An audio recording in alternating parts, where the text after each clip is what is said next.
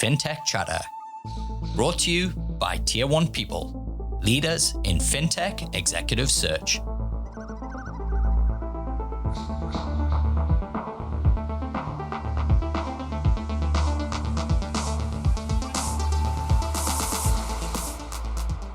Welcome to Fintech Chatter podcast, the show where I connect with fintech leaders for a bit of a chat.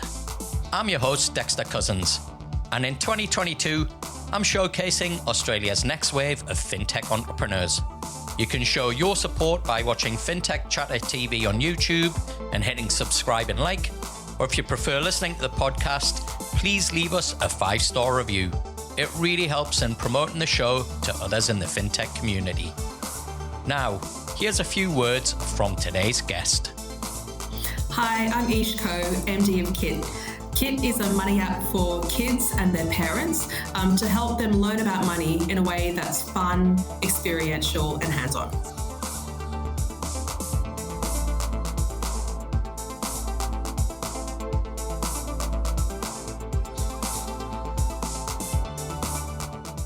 Yish, welcome to Fintech Chatter. Thanks so much for having me, Dex. It's great to have you. Before we you did a little intro there for everybody, but would you like to tell our viewers and subscribers a little bit more about Kit and what you're here to do?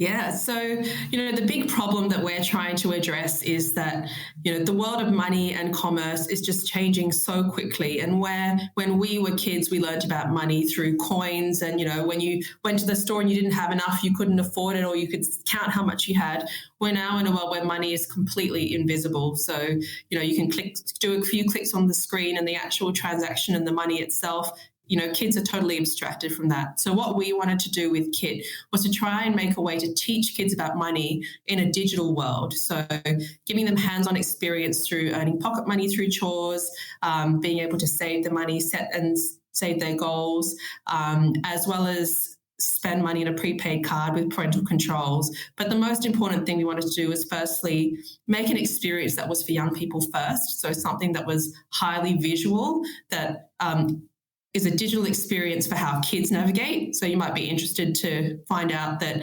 kids navigate digital experiences predominantly visually and use text to support, whereas adults do it the other way around.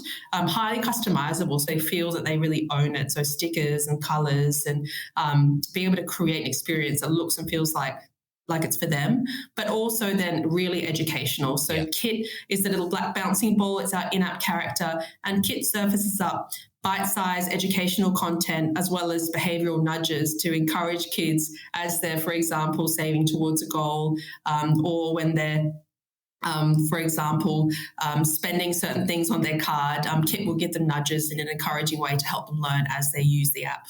As someone who grew up in the 80s, I always think of Kit as a talking car. Yeah, I think that was a pretty clever marketing ploy for the millennial parent audience. But Kit actually means keep in touch with your money. Cool. So you're part of, it's a venture that's part of X15 Ventures, which is the ventures arm of Commonwealth Bank. Commonwealth Bank, my kids had Dolomite accounts and then got rid of them, I think about 4 years ago, for Spriggy accounts. How have you gone about kind of affecting that change within the bank to be able to kind of shift from the Dolomites account and now move to something like Kit? Yeah, so we were given the brief in July 2021 to really start from scratch, create a youth proposition, something in financial capability. What we kept really is the CBA passion for financial education, which is why they gave us the funding. But there are also experts within the bank who have delivered financial education, sort of here and Apple and other large organizations from an educational background who are able to advise us on what are the kinds of things that kids should know, how do we best think about engaging kids and parents. But we also worked with an advisory panel. So when we started off, we knew that the experience itself had to be completely different, which is why we started with the whole young person first experience, interviewing children, interviewing parents to try and come up with something that we knew they would love. Awesome. Now, in terms of, I guess, the innovation side, having been around the fintech space for a long time, I think 2015, 2016, 2017. I was using the term innovation theatre a lot to describe, I think, what was an approach that we're seeing from predominantly the large financial institutions around innovation. And there was a lot of talk and a lot of grandeur and a lot of kind of, I guess, courtship of fintech startups, but nothing really kind of happened. How have you seen through your experience working with the bank, Yish, how have you seen this, the kind of attitude and the approach change towards innovation? I think it's changed dramatically, and my own career probably reflects some of that. So when I started at CBA, it was about 4 years ago. It was in a digital partnerships role, and the purpose of that role was to experiment with startups on the CommBank app with a view to partnering with them if those experiments were successful. What we found doing that was, everyone will know very well about bank procurement processes and how, very cumbersome they can be, and how long it takes to get things done, just given, there's a very large scale business to run. And so, without dedicated focus or fit for purpose processes, it was just really hard to get anything done. I think there are two things that have happened since then.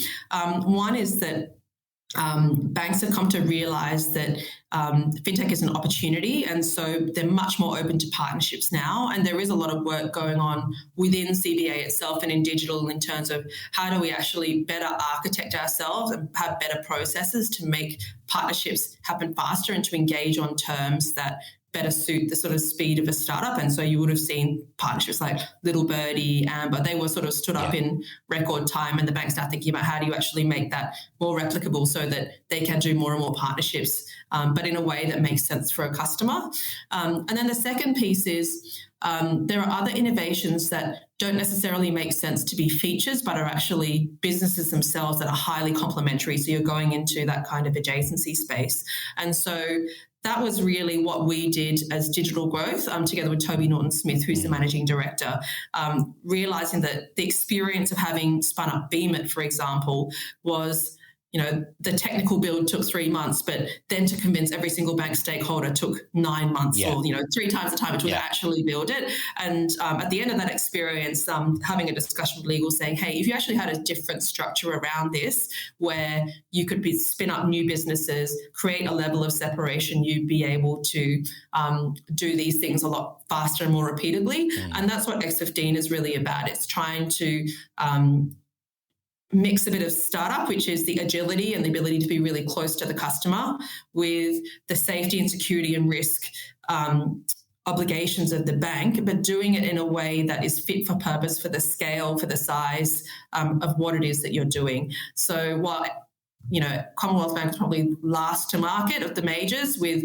a venture building arm or a venture capital arm. It's been very deliberate in terms of how we support startup like Kit, for example, and think about how we can then connect it back into the bank to help it scale, because that's the secret sauce. It's if you can have amazing talent, amazing founders who feel empowered and they have agency to just create an amazing product, and then actually bring the strength of a bank, which is distribution, access to capital and expertise in certain areas and so forth. That's the kind of sweet spot that X15 is trying to sit. So how's the launch gone? It's gone really well. So we have just onboarded the first wave of about 1,800 customers. So we're onboarding in several different waves. We've had really positive feedback around Kit, the character, and the stories. And we've got little jokes in there as well with gifts. And kids are really loving that. Kids are starting to get their cards delivered as well, which has been a really nice moment. Lots of photos and excited videos of kids coming through. I think where we are now concentrating now that we're going into operational mode is going to be on firstly understanding sort of the boss construct. So in our app, we don't have sort of a parent view and a child view because we wanted to make it as sort of child and young person centric as possible. So it's really a young person's view with a boss control over the top. So it's a very different construct for parents and one that I think needs a little bit of education. Yeah, I was going to say the kids are the boss in my household. I don't know about yours.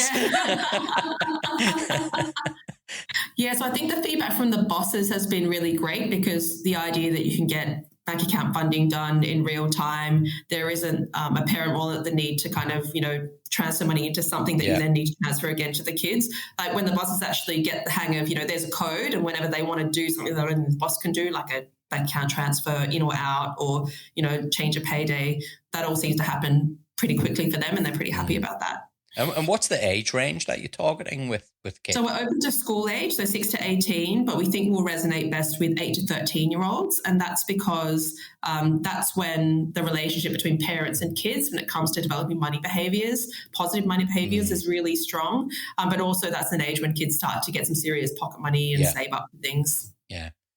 How are you seeing the kind of interest from CBA customers, of which there's 10 million, which I'm assuming quite a few of them are going to have kids? What kind of level of interest are you seeing in it outside of the kind of beta phase? Yeah, so in the beta phase, we've had about sort of a 50-50 split between sort of CBA and sort of broader general public. Oh, wow. Apply for the beta. And we're doing a little bit of experimentation now in terms of testing appetite with the CBA customer base to sort of drive them to sign up and start using the beta phase. But there's plans under the works in terms of how we'll better collaborate when we get closer to a public launch. Yeah. And what about schools? Is that something that you see as kind of a key part of, that learning and education? Or do you feel that perhaps, that role of educating on money really needs to sit with the parents or the boss, as you call them? I think it's really interesting. We did a survey, and I think 40% of parents said they think that money is best taught in schools, whereas I think it was maybe 30% said that money was best taught between parents and kids. But actually, I think it's two different things. So schools absolutely play a really strong role when it comes to financial literacy, which is what we call the kind of knowledge and understanding of the key concepts, like, compound interest, for example, and how the maths of that works. That's not what KIT is about. KIT is about supporting the parent and the child conversations, because what a school can never teach you is financial capability, which is much broader. It's positive financial behaviors, positive money mindsets, and it's the values around money.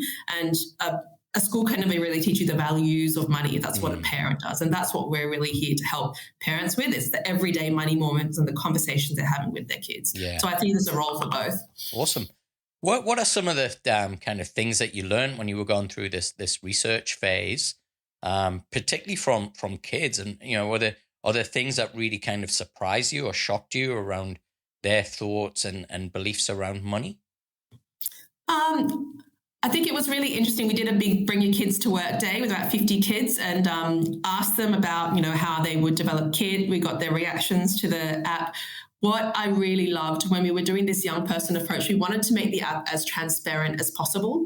And so when you're setting up Payday, which is, the pocket money you earn for chores, for example, we actually made that totally open to the kids up until the point you need to sign up for the direct debit. And what we saw was there were, 11, 12-year-old kids saying, look, Mom, you're too slow at this. I'm going to do it for you, and like grabbing the phone and doing it. So that kind of eagerness to, use something that they felt was their own was definitely something that was really validating, maybe surprising to some people who might expect, it's all on the parents to kind of have to do everything. The other thing that was really interesting was just, the kids' expectations are set out of category when it comes to digital experiences. So when you think about games and the level of customization, skins, and, the ability for them to create their own thing, because, kids, it's that tension between they want to assert their own autonomy, but in some areas they're not yet ready to be totally autonomous. So, we heard a lot from kids about how they really want to customize as much as possible. So you see some of that in the app in the beta mode in terms of stickers and things, but I think there's a lot more we can do in terms of gamification and customization. And how's KIT been received by the rest of the bank? Yeah, really positively. I think, one of the things that I really wanted to do was not create a product that looked like it was a large corporate trying to create a product for kids, but really one that, worked with kids and created something that was really awesome for kids. So I think there's been quite a real positive response, because when you look at KIT, it doesn't look like a banking app. It looks like it's a product for kids. It looks like it's fun. So there have been lots of people that have also been astonished by how quickly we spun this up. So how long did it take?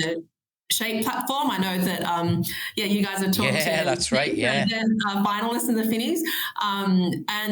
So we started in July 2021. So it's taken us 10 months to get this product out the door. So from research to recruiting a team to delivering a product. Wow. So in terms of sort of corporate timelines, sort of unheard of. Yeah. And that experience of working with Shape, I mean, do you think that more and more, and I don't want to lead you down a path yet to say yes, but more and more that this kind of, buying solutions that are already there rather than kind of build it yourself is an approach that banks need to be a little bit more open to? I think what banks are realizing is that where you really differentiate is on the customer experience. Yeah. And you'll see the rise of embedded finance is all about commoditizing the underneath. And, banks work with different suppliers all the time around like card processing platforms and so forth. And, they're not really very rarely a source of competitive advantage.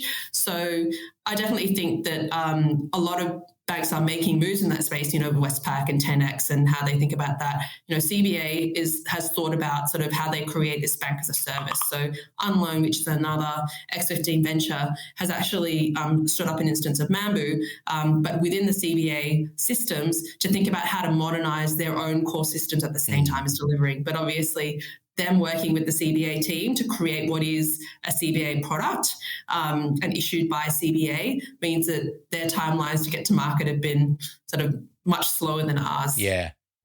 And I guess with that, I wouldn't mind talking about that journey that you've been on as well, because you touched on this earlier, Yish. You'd kind of come from the bank and now you've gone into essentially a startup, and it's not exactly the same. You don't have to. So you have to worry a little bit about raising capital. So we keep us quite hungry. We have to go back to an investment committee, essentially our investors every year, and ask for money and account for what we've done and talk about our metrics. So it's not a guaranteed. But I guess that thing of where you don't have to go out and raise that money, and you're kind of not spending that time and energy and focus on it. But what's kind of been the experience for you in going from kind of a delivery role to then creating something like from scratch? What have been the big differences that you've seen, and what are the things that you've had to learn in order to be able to actually deliver on this? So ironically, I've done kind of 0 to 1 in a corporate context, and then I've done 0 to 1 now in this kit context. And I stood up the CommBank Rewards program, which is a personalized card-linked offers platform. It took about a year within the CommBank ecosystem, which also for a corporate at the time we said, oh, how did this person do this so quickly? But I actually found that experience to be much more difficult than it was standing up kit, because there is so much complexity in the bank, particularly that one straddled both the retail bank and the business bank, because we were trying to engage with CommBank merchants, and then we were trying to engage with retail customers, and the retail customers were debit card customers as well as credit card customers. You have multiple different platforms. You have to sort out, reconciliation. So there were a myriad of teams, numerous teams across the bank that were involved that you had to influence, had to get prioritization from to make it all happen. So they're the kind of challenges of doing that. The challenges around sort of doing kit, I think it's a little bit different in the fact that because we're not spending a lot of time into fundraise, which I think is great, we just still do have to report to our investors and be held accountable. But we do also spend some time thinking very carefully about what is it that we want to leverage from the bank and how can we influence those people to give that level of support. So, for example, with KIT, there was a really strong desire from CBA brand to make sure that it was aligned sort of with their overall master brand, and having to influence them and say, actually, there needs to be quite a lot of stretch because we wanted something that looks and feels like it's completely for young people, but it's still in line with the spirit, optimism and the spirit of like the CommBank brand, for example. So, there's some influencing that we have to do that is a challenge on the kids side, but I would say that a lot of the process we have to go to are very much more tailored. So I found, actually, if I compare those two experiences, I would say the kit one is easier. What about from a talent perspective? Have you been able to leverage and harness talent that already existed in the bank, or have you had to go externally to find people? We have a mix of people. So I've hired some proper startup people. The CTO, for example, some of the engineers, startup, because what they really want to do is have an environment where they can just operate at how they want to operate as an engineering team and just get stuff done. I've hired people who kind of have a mix of startup and corporate, or that kind of being a small sort of nimble off to the side. So my CMO, for example, led marketing for the IBM research labs in New York, but also came from an agency background. So understands the kind of level of influencing that you need to do with the corporate. It's not kind of one where I'll say you hire only startup people, only corporate people. There are some people from CBA who bring really great expertise when it comes to, we're talking about influencing integrations like with CBA. People who know the CBA systems can help you get up to speed with how that works, as well as who the stakeholders are and how to influence. So you've got a real mix. I think the types of people that don't do as well are kind of the run fast and break things. We're in a highly regulated, we do financial services products, so we can't really break things when it comes to regulation and licensing and things like that. So we need to take that seriously, which is, I think, one of the strengths of existing, because there is a lot of risk expertise within the bank and how to do that. And how does that then, from a culture perspective, what does it do around culture? Do you think it then creates a culture that's maybe slightly different to a startup? I'd say that culture, I'm not quite sure how I would describe sort of the differences, but what I can describe is the culture that I'm trying to build, which is one where everyone mucks in. So we have a relatively small team. We've got 18 people on the team. And when I've hired each of my leadership team members, I've told them we're a small team and we're going to stay small. And so everybody is going to be incredibly hands-on. So there's no room for kind of managers that aren't actually doing work themselves. The second thing is that everyone is an absolute hustler. So we just get shit done. We're incredibly ruthless with our prioritization, really efficient. And everyone else does that. And there's huge respect for, every individual sort of domain that people have. Everyone is an expert in their own domain. We hustle and work really closely together to get that done. The other pieces are around authenticity. So when I recruit, I always try to understand who the person is as a person and how good their level of self-awareness is, because that will help you understand, how they'll respond to feedback, how they're likely to modify their styles and work with others. And then transparency. So, all of the funding asks that I send to the entire team, including all the financial projections. Whenever I have meetings with sort of key stakeholders from the bank, I will always give my team a full debrief. Everyone just as transparent as possible. Everyone's KPIs, everyone's OKRs, all able to be seen by everybody. Yeah, I find that really fascinating what you've just shared, Yish. Particularly if I go back to say 2019, where I think every discussion that I had with a banking executive was, how do we create a culture that's like a fintech startup where there's no fear of failure? And it was always a big surprise to me that that's what they kind of felt a fintech startup was about. That's what the culture was. There wasn't this, the fear of failure was something that, hey, if this doesn't work, we're gone. Whereas you don't really get that in a bank. And also, I guess that, what you've talked about there, that move fast and break things. For some fintech, you can't do that. Others you can. And I think it's what's really, great about what you've just shared is how, we talked about this earlier about how, the banking and particularly their approach to innovation has evolved. And I think now this kind of acceptance that, hey, well, we don't actually need to have a startup culture. That's not actually right for the environment that we are. And what you've described is very much what I would say would be, organizations that have been startups that are now, maturing and scaling quickly, where you do need people who understand how enterprise works, where you do need people who can, their job is to be the politician and manage the stakeholders, right? Whereas in a startup, that type of person, there's no real home for them, right? Because as you say, it's just about getting shit done.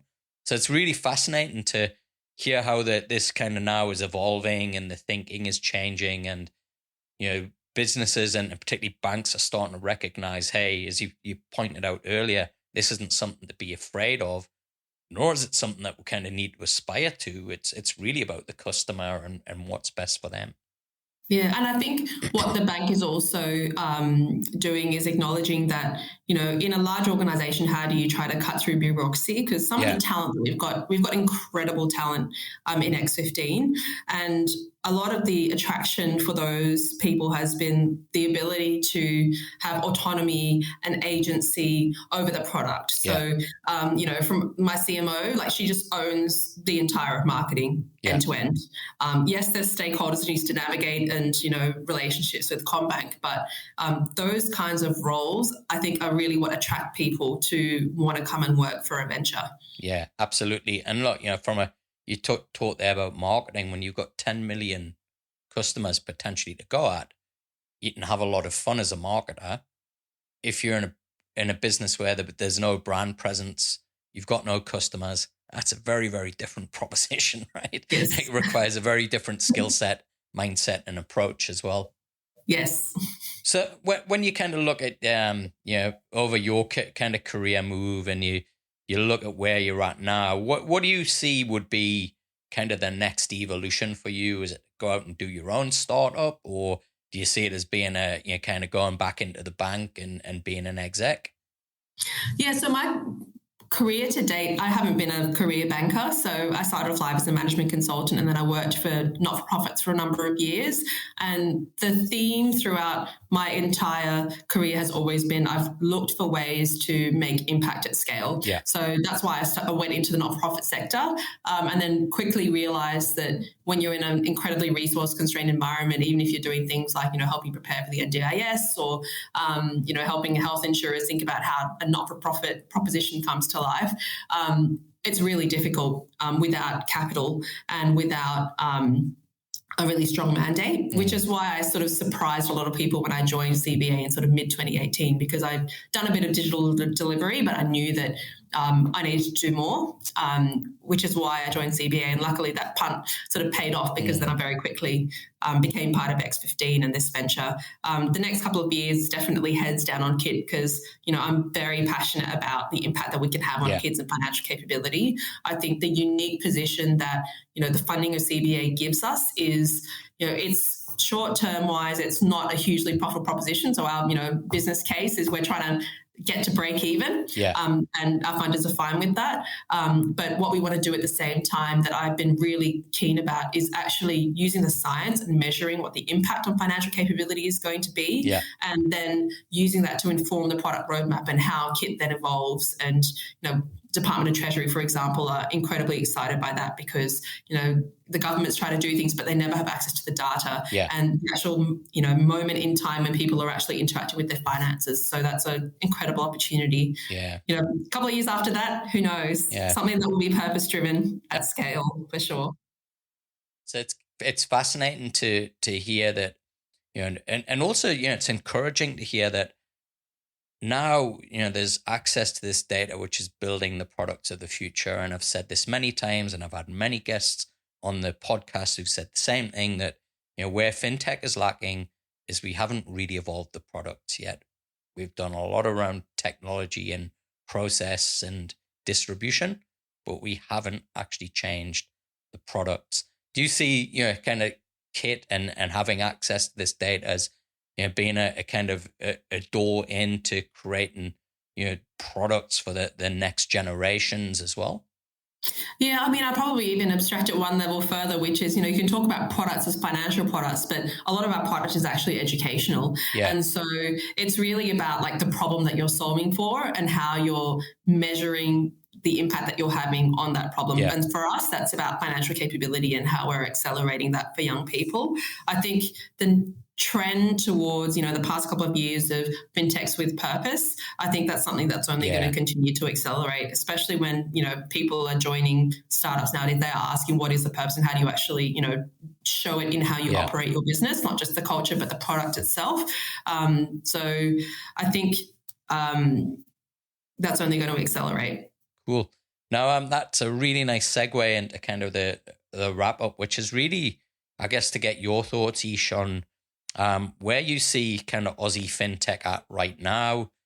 What's got you excited? Are there any other fintechs out there that you kind of have really got captured your imagination? Yeah, the fintechs that I really like at the moment are ones that are taking a kind of similar concept that I just talked about, a really niche sort of customer problem and just really solving that problem very well. So, companies like Indebted, I'm big fans of because I think, it's not a sexy area, but if you put the right sort of customer approach to it, you can actually completely turn that around and reinvent the customer experience. I think there's a big gap in terms of the mass market view of how they manage money. I know people have talked about PFMs, but going back into that broader, what is the problem you're solving for? What you're trying to solve for is the anxiety that people have got when it comes from like, how do I know that I'm doing it right? How do I know that this is going to be right for me? And there's obviously been robo-advice targeted towards the wealth management sector, but I haven't really seen many fintechs that have been loath to go into the personal advice area when it comes to mass market, but that is something that could seriously shift the dial on how, loads of people in Australia manage their finances. So I'm very bullish on the fintech sector in Australia. I think the tech fin stuff is only going to accelerate at the same time. So I think there's lots of room for Australia to sort of punch above its weight. Yeah. And what about the fintech side? Do you think that are we seeing now that it's becoming predominantly the tech more than the fin side, in your opinion? No, I don't think so. I don't have the numbers on it, but I think we're continuing to see innovation in both of those spaces. So, on the fin side, whether it's, we've got in our portfolio Payable that's trying to solve failed bill payments for customers, as well as trying to work with the payments teams to try and do the tech. So I don't think it's one or the other. I think it's both. And so what does the last 12 months hold for Kit, Yish? We'll be heads down optimizing the app, building an Android version. We're aiming to go to a public release later this year. We will be optimizing Kit and creating lots more educational content. So what we're really looking for now is to engage with beta customers. You can still join the beta if you visit heykit.com.au to come and test the product with us, and also access some great content and finance tips and tricks from us if you sign up to our newsletter. Fantastic. Well, great to be on the show. If people want to get in touch with you, we have a lot of talent who listen to this, who, to touch on your point, one thing that they've all got in common that we find is that, they want to build something special and have a legacy. So if there's anybody listening who potentially would like to be part of Kit, what's the best way for them to reach out? So you can reach out on the X15 Ventures webpage. All our roles are advertised there. There's also an expression of interest form there. So if you don't see a role that suits you, you can also write your skill set and what you think, and one of our talent acquisition partners can get in touch. Awesome. Well, Yish, it's been great to have you on the show. Thanks for joining me. Thanks so much for having me, Dex. You can connect with me, Dexter Cousins, on LinkedIn and Twitter. Thanks for tuning in today. And don't forget to hit follow, subscribe, leave us a review, give us a like, and help support the channel. It really helps me bring in great guests, and it helps other fintech fans like you discover the show. Until the next episode, keep safe. Fintech Chatter is presented by Tier 1 People, leaders in fintech executive search. We'll help you launch, scale, and innovate by delivering world-class talent. And you can find out more at tier1people.com.